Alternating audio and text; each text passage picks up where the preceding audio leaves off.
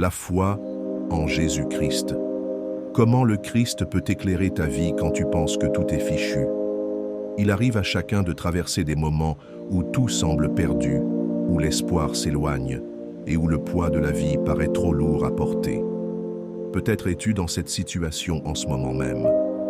Peut-être que tu ressens ce vide, ce désespoir, cette impression que ta vie ne mène nulle part, que tout est fichu, que plus rien n'a de sens. Si c'est ton cas, ce message est pour toi. Je suis là aujourd'hui pour te parler d'une lumière, d'un soutien, d'un amour plus grand que toutes tes épreuves, Jésus-Christ. Tu te demandes sûrement, comment Jésus pourrait-il m'aider alors que je suis au plus bas?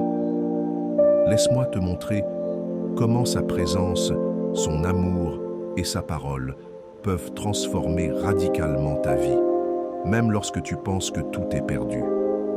Tu n'es jamais seul. Dans les moments les plus sombres, la solitude est peut-être la sensation la plus difficile à supporter. Mais il y a une promesse que Jésus-Christ nous a faite. Je suis avec vous tous les jours, jusqu'à la fin du monde. Matthieu 28, 20. Cette promesse signifie que même quand tu ne vois personne à tes côtés, Jésus est là. Il t'accompagne dans tes épreuves, dans tes souffrances, et même quand tu ne le sens pas, il est présent. Peut-être que tu penses, oui, mais je ne le sens pas. Comment pourrais-je croire en sa présence alors que je me sens si seul? Sache que Jésus ne te demande pas de le sentir, mais simplement de lui faire confiance. La foi, c'est croire en ce qu'on ne voit pas encore. Comme il est écrit dans Hébreux 11, 1, la foi est une ferme assurance des choses qu'on espère, une démonstration de celles qu'on ne voit pas. En décidant de croire que Jésus est à tes côtés, tu fais un premier pas vers la lumière. L'amour inconditionnel de Dieu. Tu te dis peut-être que tu ne mérites pas cet amour, que tu as trop fait d'erreurs, que Dieu ne pourrait jamais s'intéresser à toi. Mais là encore, tu te trompes. Jésus n'est pas venu pour ceux qui se croient parfaits.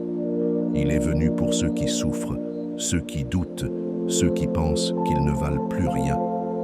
Dans Luc 5, 32, Jésus déclare « Je ne suis pas venu appeler à la repentance des justes, mais des pécheurs. » Dieu te connaît mieux que quiconque. Il connaît tes erreurs, tes peines, tes souffrances. Et pourtant, il t'aime d'un amour éternel et inconditionnel. Cet amour, tu n'as pas besoin de le mériter. Il est déjà là, disponible. Il te suffit juste de l'accepter. Dans la parabole du Fils prodigue, Luc 15, 11, 32, Jésus nous montre clairement cet amour inconditionnel du Père qui accueille son enfant perdu à bras ouverts, sans condition, sans reproche. C'est exactement ainsi que Dieu t'attend aujourd'hui, les bras grands ouverts. Le Christ, lumière dans les ténèbres. Quand tu traverses des épreuves, tout paraît obscur. Mais Jésus est la lumière qui vient éclairer tes ténèbres. Il dit lui-même dans Jean 8, 12, « Je suis la lumière du monde. Celui qui me suit ne marchera pas dans les ténèbres, mais il aura la lumière de la vie. » En choisissant de te tourner vers Jésus, tu choisis de marcher vers la lumière, vers la clarté, vers un nouveau départ. Cette lumière peut se manifester de plusieurs façons dans ta vie. Elle peut être la paix intérieure au milieu du chaos, l'espoir retrouvé dans la difficulté, ou encore un nouveau regard sur ta situation. Jésus a le pouvoir de transformer ta perception, de te faire voir au-delà des circonstances actuelles. La force dans la faiblesse. Peut-être te sens-tu faible, impuissant, incapable de t'en sortir par toi-même. Sache que Jésus ne te demande pas d'être fort tout seul. Au contraire, il te dit dans 2 Corinthiens 12, 9, « Ma grâce te suffit, car ma puissance s'accomplit dans la faiblesse. » Autrement dit, quand tu te sens faible, c'est là que Jésus agit le plus puissamment dans ta vie.